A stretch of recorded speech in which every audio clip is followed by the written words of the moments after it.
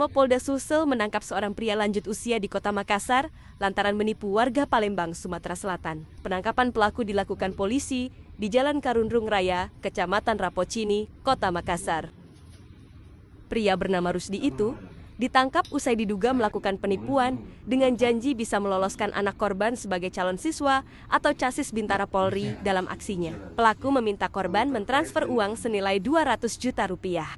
Penangkapan pria 61 tahun itu setelah Resmo Polda Sulsel menerima laporan polisi dari Polrestabes Palembang. Polisi yang melakukan penyelidikan berhasil mengamankan pelaku di kediamannya di Jalan Karundrung Raya, Makassar.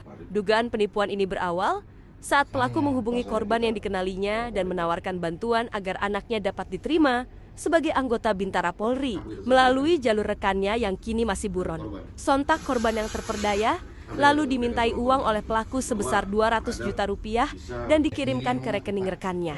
Menurut Kanit Resmo Polda Sulsel, AKP Wawan Suryadinata, setelah uang ditransfer anak korban tidak lolos seleksi dan terlapor pun tidak dapat dihubungi.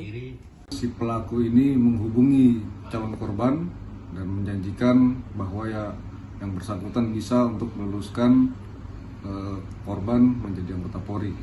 Melalui yang bersangkutan yang kami amankan ini ada lagi yang menerima uang, jadi transferan uang dari korban menuju ke DPO.